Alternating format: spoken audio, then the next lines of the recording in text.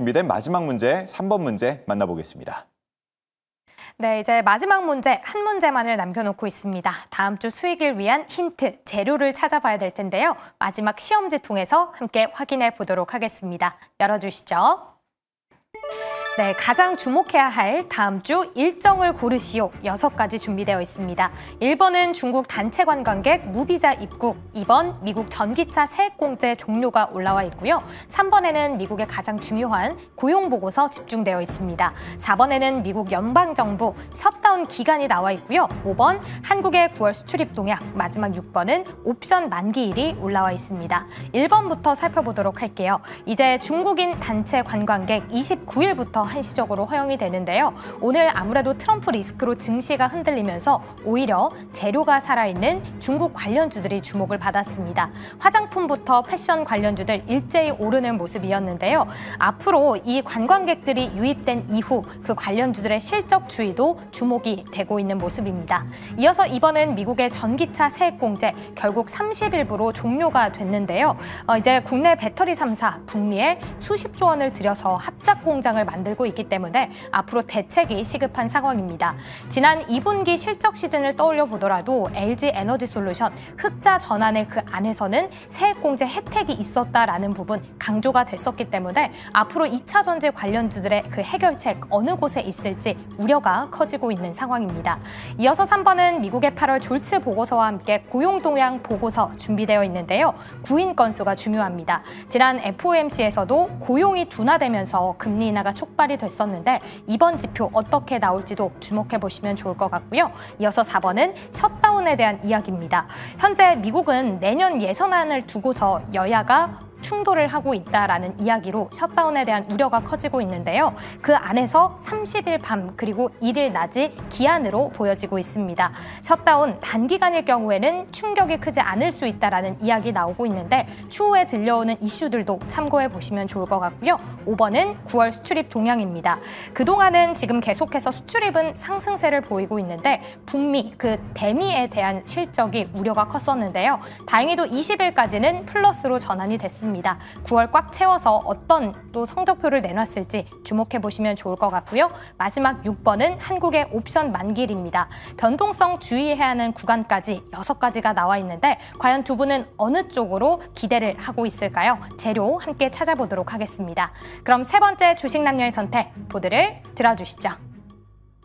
네, 이제 다음 주 전략을 짜야 하기에 다음 주에 주목해볼 만한 일정을 저희가 나열을 해봤고요. 두 분께 골라달라고 말씀을 드리는 사이 우리 시청자분들도 이 문제가 나가면 항상 본인의 각자만의 가지고 있는 전망을 이렇게 내어주시곤 하는데 많이들 지금 주목해 주신 게 4번 미국 연방정부의 셧다운 이슈인 것 같아요. 과연 두 분의 답에 그 내용이 담겨 있을지 한번 확인을 해보도록 하겠습니다. 두 분의 화이트보드 들어주시죠.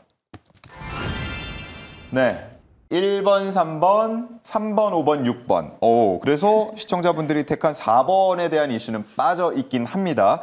자, 한 분씩 얘기를 한번 들어볼 텐데 테이버 전문가님은 3가지를 써주셨네요. 네.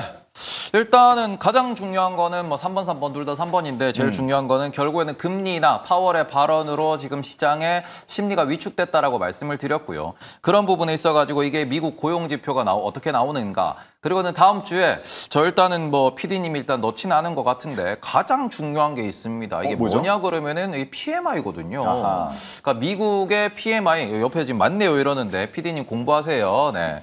미국에서 가장 중요한 지표는 우리가 고용 지표, 물가 지표 그리고는 산업 지표인 PMI 지표. 다음 주에는 제조 PMI와 서비스 PMI 둘 다 나온다라는 점. 그렇기 때문에 ISM PMI 지표가 어느 정도로 잘 나오느냐, 경기가 얼마나 좋느냐, 제조업이 지금 얼마나 이렇게 화랑을 띠고 있느냐, 서비스업에서 인건비가 얼마나 올라가느냐는 매우 핵심적인 지표가 될 수 있습니다. 그리고 다음 주 같은 경우에는 화요일도, 수요일도, 목요일도, 금요일도 모두 다 고용 지표가 나오는 첫째 주간이기 때문에 그런 부분에 있어서 고용 지표가 과연 채권 시장을 어디로 건드릴 것인가라는 거 잘 보셔야 되고요. 그리고 우리는 쉬지만 우리 추석 연휴 기간 동안 물가 지표도 나오게 될 겁니다. 그렇기 때문에 이런 부분에 있어서 미국 경기와 미국 채권 금리의 방향성이 시장에는 가장 중요한 지표가 될 것이다라는 점 기억하셨으면 좋겠고요.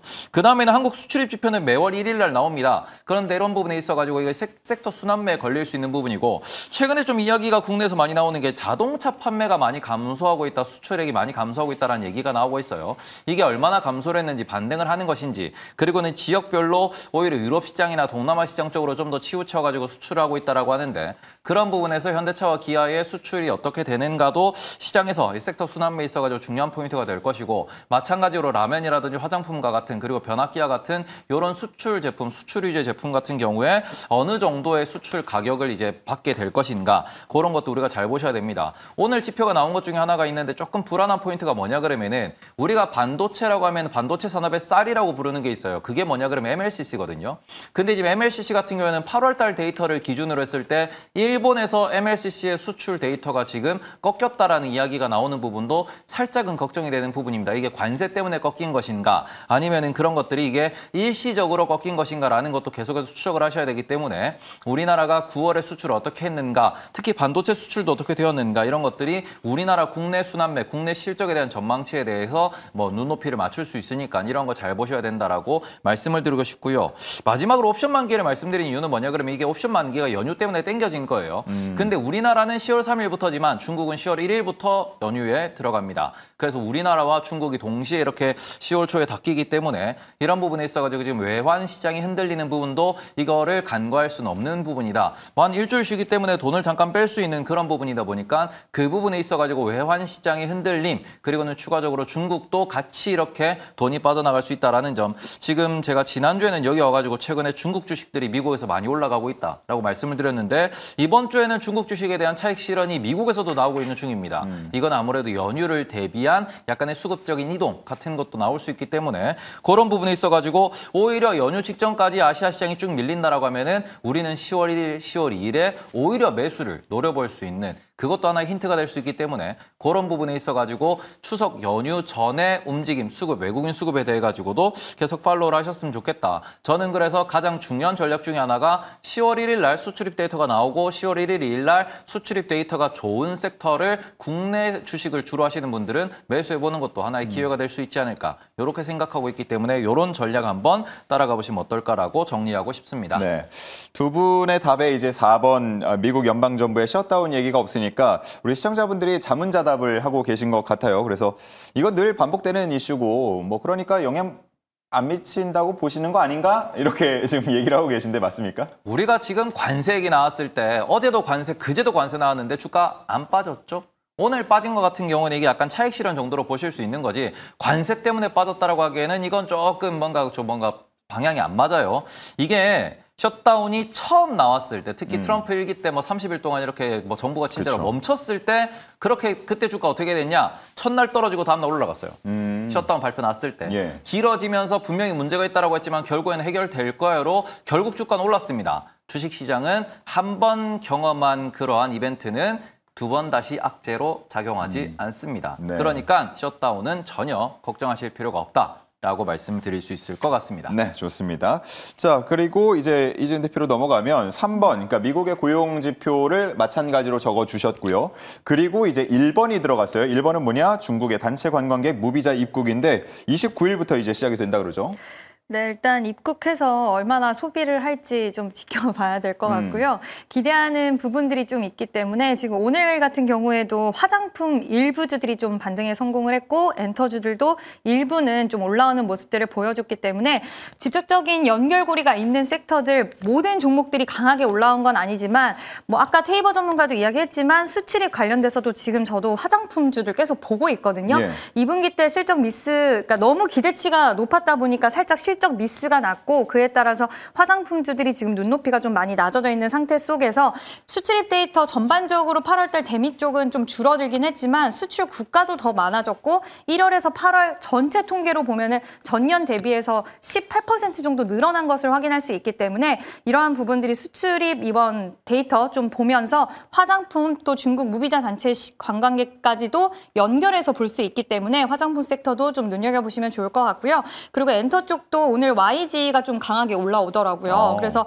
좀 보셔도 좋은데 특히 화장품 이거를 좀 빼먹은 것 같아요. 파마리서치가 최근에 IR을 하면서 약간은 실적 관련돼서 그 담당자가 좀 보수적인 이야기를 했더라고요. 그러면서 이제 증권 쪽에서 이야기가 돌면서 파마리서치 주가가 계속해서 좀 밀렸는데 지금 시티칩 바이오 지분 매각하고 좀 사업을 더욱더 집중한다라고 이야기하면서 지금 반등세가 좀 나오고 있어요. 최근에 하락을 멈추고. 그래서 이 부분도 화장품주들의 시세를 좀 끌어갈 수 있을지 APR이 그동안 견조한 흐름을 이어갔기 때문에 또 이 부분도 하나의 체크 포인트라고 볼 수 있을 것 같고요. 그래서 1번과 수출입 데이터 좀 연결지어서 생각해 볼 수 있을 것 같고 3번 같은 경우엔 다들 아시다시피 이제 고용에 대한 이야기 지금 금리 인하 기대감이 후퇴했는데 이 부분 어떻게 나오는지에 따라서 다시 한번 금리 인하에 대한 부분들 또 방향성이 달라질 수 있기 때문에 가장 중요한 좀 일정이 아닐까라고 보고 있고요. 전반적으로 이벤트 다 중요한 것 같아요. 지금 시장이 많이 빠져 있으니까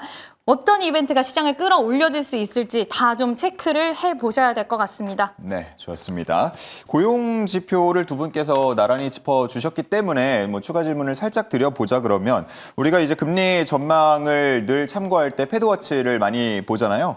뭐 최근에 조금 낮아졌다고는 하지만 여전히 80% 정도? 그러니까 90%대에서 80% 정도로 낮아졌습니다.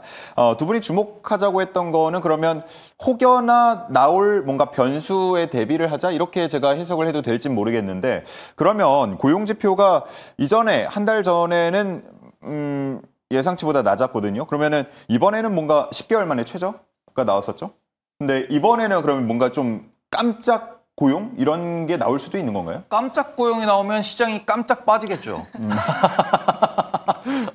이게 고용 같은 경우에는 확실히 고용이 지금은 둔화되어야 된다라는 이야기에 대해서 많이 이야기를 하는데 어제도 지표가 나왔습니다. 신규 실업성 청구 건수가 오히려 20만 건 초반대까지 떨어지는 모습을 보이고 있는 상황인데 여기에서 고용 지표가 만약에 더 좋게 나온다. 그러면은 10월에 있는 FOMC에서 금리 인하는 불가능해진다라는 그렇죠, 이야기로 연결되기 때문에 그거는 시장의 호재는 될 수 없다라고 보실 수 있을 것 같습니다. 다만 지금 미국의 경제에 대해서 많은 경제학자들이나 교수님들이 평가를 하기에 미국의 소비가 왜 좋습니까? 그거는 우리가 부유층들, 중산층 이상에서의 소비가 늘어나고 있기 때문에 경제 지표가 좋게 나오는 겁니다. 다만 그런 부분에 있어가지고 우리가 실업률이라든지 U6 실업률 이런 걸 놓고 보면은 그쪽은 데이터가 안 좋아지고 있고요. 양극화가 심해지고 있는 상황이기 때문에 이런 경제적인 양극화, 고용적인 양극화, 소비의 양극화가 커질수록 오히려 연준은 금리 인하를 더 서둘러야 합니다라는 의견을 제시하는 분들도 많이 계십니다. 그러니까 우리가 이번에 고용 보고서를 보실 때도 실업률이 더 올라가는가, U6 실업률이 어디까지 올라가는가를 보시면서